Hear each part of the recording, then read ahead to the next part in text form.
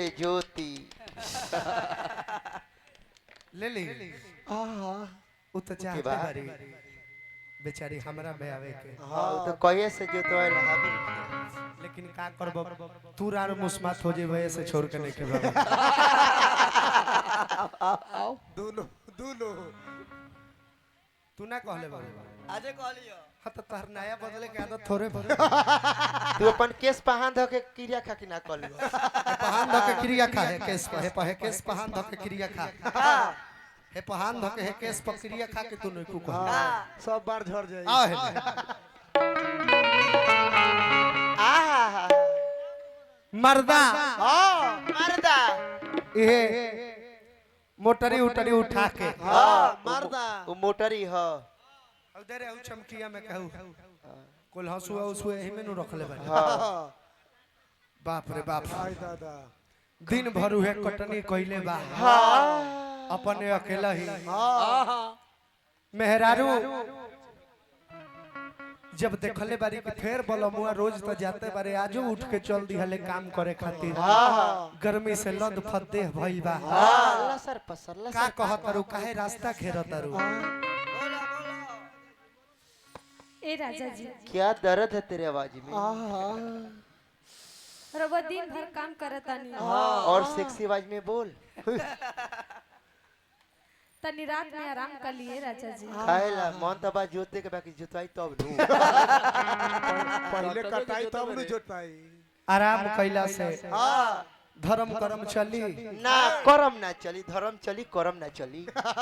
दो चार गो बाल बच्चा होते वीडियो बनावत तरह से ये सब राउरे ह लोग एगो मोटका ई कमाई में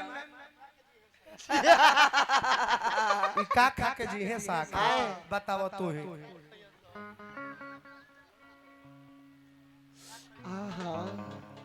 रवा काम करे मत जाइए राजा जी आए काहे हम निमन निमन खाना बनेले बानी हां खा के तनी आराम करनी निमन खाना का होला रे निमन खाना बनौले बारी कहतरी हमरा के आराम करे के इनका दिल के का दस्तान है हम गाना के माध्यम से सुनावत मेजर ड्रॉप बैठा है आ जे मेहरारू वाला होई उस सीन मत देखो अच्छा ई मरद मेहरारू के बीच में के सुत गल हो लगातार लइका ए राजा जी का हो देखी ना भसुर कितना छिनरा बा भसुर भसुर छीना भसुर असुर हो गइल बा एकर काट पोटी पोटी काटब चप्पा चप्पा काटूंगा जाय द होलिया बीतल उहे में छिनरा भइल हा पहले ना रहे और अतिया कहतिया कहतिया ए राजा के तना करब का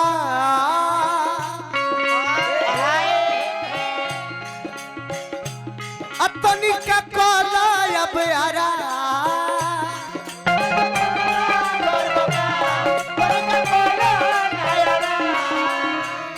ये बोलो बुआ अखा के तनी का पानी पीली खा के तनी का पानी पीली जवानी खोवा छेलिया कि तर तर भीतर से रउआ छूटता पसनिया छुअता पसनिया अब बैठी है नेहाक दी अचरा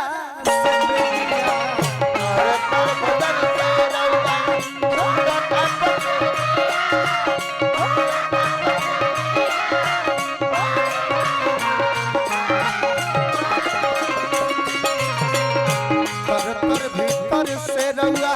छूटता पसनिया छुअता पसनिया आई है नेहाक दी अचरा से बेनिया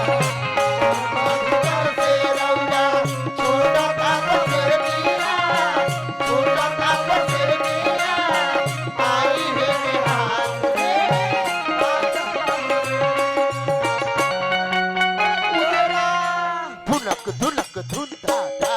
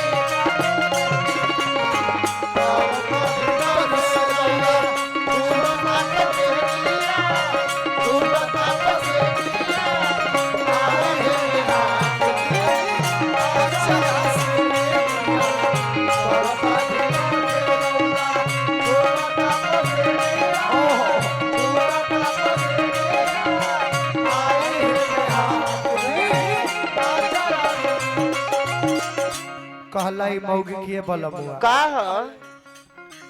कब ना ओराई राजा ए बाबू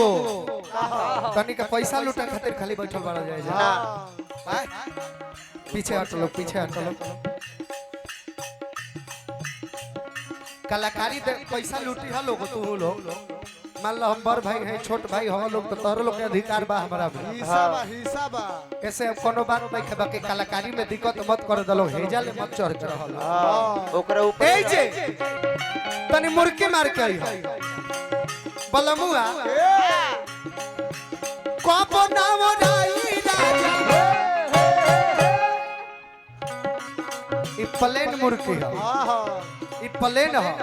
प्ले चक्रदार मुर्की मारत चक्रधार एकदम बुझाए चक्रव्यूह के रचना भइल बा आ एकदम सम खा के पहले दिया कब ना ओराई राजा जिया जिया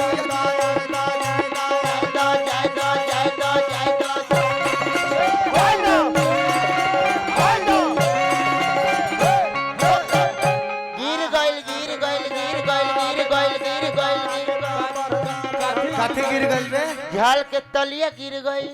अच्छा कब ना ओराई राजा कटनी बधार के अब फायदा उठा लो तनिका सोर हो सिंगार के फायदा उठा लो तनिका सोर हो सिंगार के फायदा उठा लो तनिका सोर हो सिंगार के अच्छा देखिए एगो मेन मार के बोल बा का हो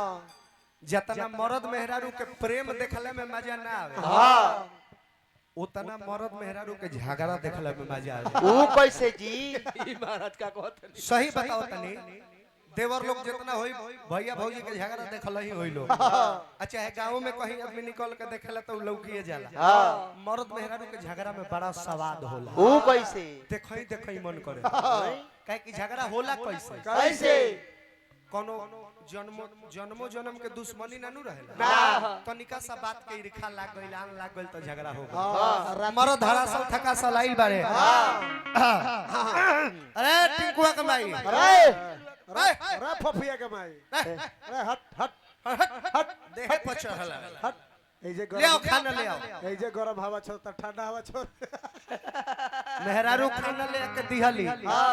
एक कवर जैसे सान के आ मुंह में डलले तले पता चलल कि बाप नीमक एकदम हुक के डाल देले एमे नीमक डाल ले बारे आ कि नीमक के बोरे उझिल देले बारे सब्जी खा के तनी मुंह ठीक करे द